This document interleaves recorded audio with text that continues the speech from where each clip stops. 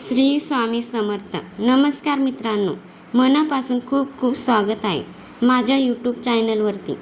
चला तर मग व्हिडिओला सुरुवात करूया. ओम श्री महालक्ष्मी नमो नमः. अधिक महिन्यात शिव मंदिरामध्ये करा ह्या 6 वस्तूंचे दान. भगवान शिव शंभू आणि श्री हरिविष्णूंची कृपा होईल प्राप्त. अक्षय पुण्य फळ मिळून घरात सुख, शांती आणि समृद्धी नांदेल. शिवकृपा प्राप्त होऊन आयुष्यभराचे भोग नष्ट होतील.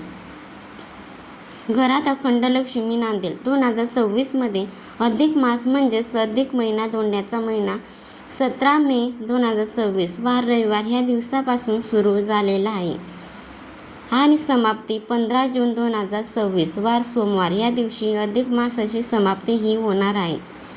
आणि अधिक मास धोंड्याचा महिना हा दरवर्षी येत नाही, तर तो दर 3 वर्षांनी येतो.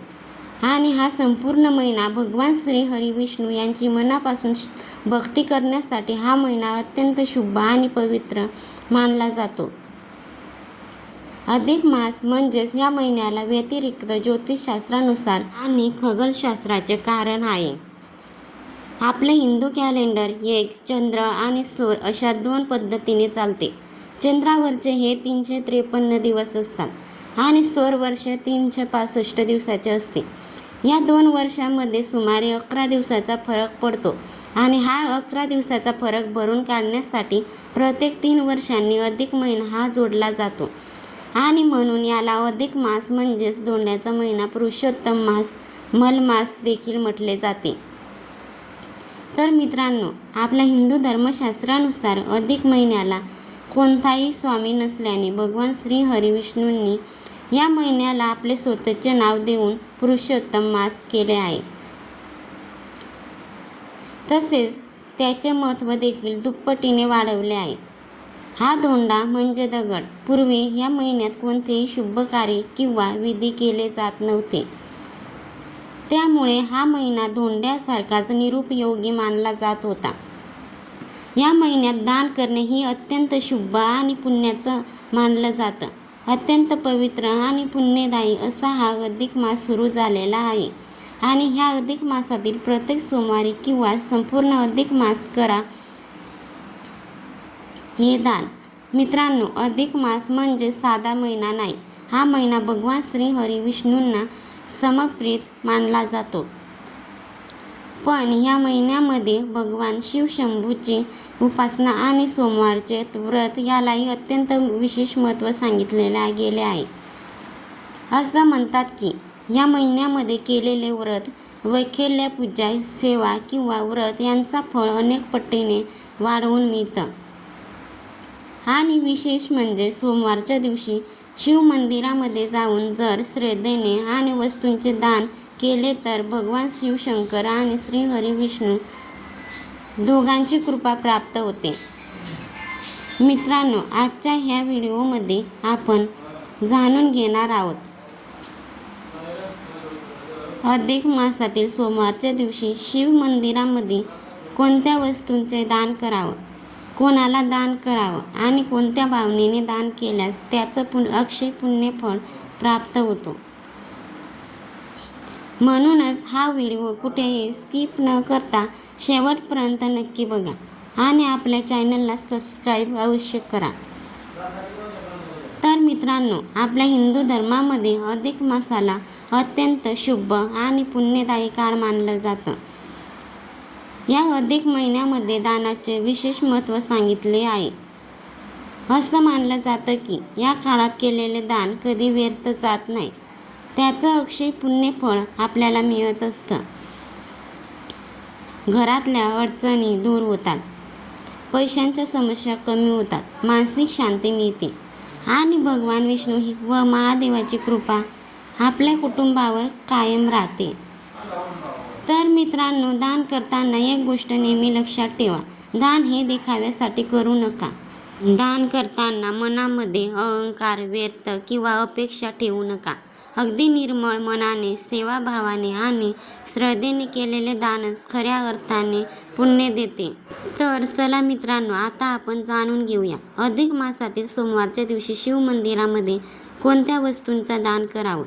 नंबर 1, काळे तीळ आणि जल दान मित्रांनो, अधिक मासातील सोमवारच्या दिवशी शिव मंदिरामध्ये जाऊन भगवान शिव शंभूंना जल अर्पण करावे आणि त्यामध्ये थोडेसे काळे तीळ टाकून अभिषेक करावा.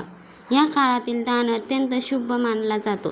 त्यामुळे पितृदोष शांत होतात, शनिदोषाचा प्रभाव कमी होतो आणि जीवनातील नकारात्मकता दूर होते.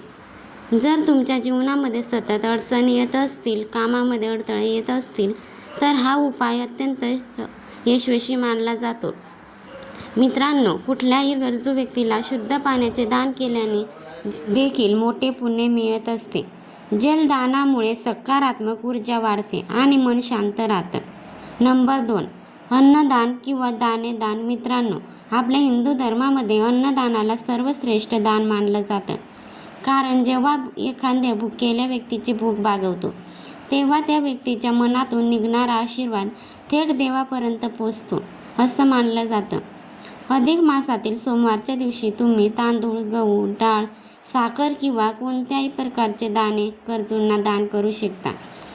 जर शक्य असेल तर शिव मंदिराजवळ गरीब व्यक्तींना अन्नदान जरूर करा. असं म्हणतात की अन्नदान केल्याने घरामध्ये अन्नदानाची कधीच कमतरता भासत नाही. माता अन्नपूर्णा आणि माता लक्ष्मीची कृपा कायम टिकून राहते. नंबर 3, गाईच्या दुधाचे दान. मित्रांनो, भगवान शिवांना गाईचं कच्चं दूध अत्यंत प्रिय मानलं जातं. अधिक मासातील सोमवारच्या दिवशी शिवलिंगावर गाईच्या दुधाचा अभिषेक केल्याने मनाला शांती मिळते, घरातील कलह कमी होतात आणि मानसिक तणाव दूर होतो. जर तुम्ही एखाद्या गरीब कुटुंबाला दूध दान केलं तर त्याने चंद्रग्रहण मजबूत होतो असं मानलं जातं. चंद्राचा संबंध आपल्या मनाचे असतो, म्हणून मन शांत राहतं, नातेसंबंध सुधारतात आणि आई-वडिलांचे आशीर्वाद कायम राहतात. नंबर 4, तुपाचे दान. मित्रांनो, शुद्ध देशी तूप भगवान शिवांना अर्पण करणे अत्यंत शुभ मानलं जातं.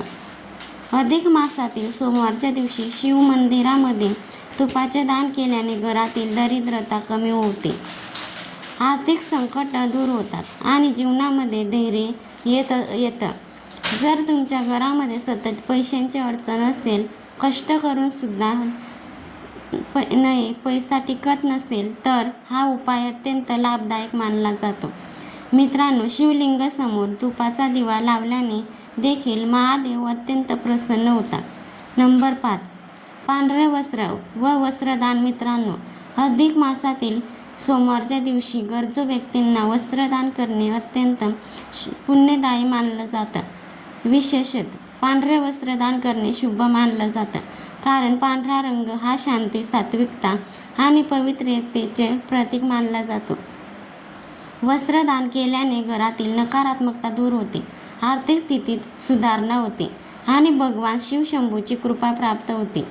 नंबर 6, बेलपत्र आणि फळदान. मित्रांनो, भगवान शिवांना बेलपत्र अत्यंत प्रिय आहे.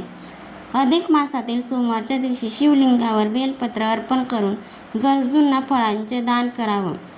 केल्याने आरोग्य चांगलं राहतं, घरातील आजारपण कमी होतात आणि कुटुंबामध्ये आनंदाचे वातावरण निर्माण होतो. जर तुम्ही मंदिरामध्ये येणाऱ्या गरीब मुलांना किंवा वृद्धांना फळ वाटप केले तर त्याचं पुण्य अनेक पटीने वाढवून मिळतं असं मानलं जातं. मित्रांनो, ह्या अधिक मासातील सोमवारच्या दिवशी सकाळी लवकर उठून स्नान करून स्वच्छ वस्त्र परिधान करा. शिव मंदिरामध्ये जाऊन भगवान शिवशंभूंना अर्पण करा. बेलपत्र, पांढरे फूल अर्पण करा, दूध दाखवा आणि मनापासून ओम नमः शिवाय या मंत्राचा जप करा. त्यानंतर श्रद्धेने आणि सेवाभावाने ह्या वस्तूंचे दान करा. मित्रांनो, महादेव हे भोलेनाथ आहेत. ते भक्तांच्या भावनेवर प्रस्थान होतात. दानामागील भावना शुद्ध असेल तर छोटाचा दान देखील मोठं पुण्य देतं. अधिक मासातील पवित्र सोमवार तुमच्या जीवनातील दुःख, अडचणी, संकटात आणि आर्थिक समस्या दूर करो. भगवान शिवशंभो आणि श्रीहरी विष्णूची कृपा तुमच्या कुटुंबावर कायम राहो. हीच प्रार्थना. तर हा आजचा माहितीपूर्ण व्हिडिओ आवडला असेल, व्हिडिओला एक लाईक करून चॅनलला सबस्क्राईब करा आणि कमेंटमध्ये ओम नमः शिवाय अवश्य लिहा. तसेच शेवटपर्यंत व्हिडिओ पाहिल्याबद्दल मनापासून आभारी आहे. श्री स्वामी समर्थ. धन्यवाद.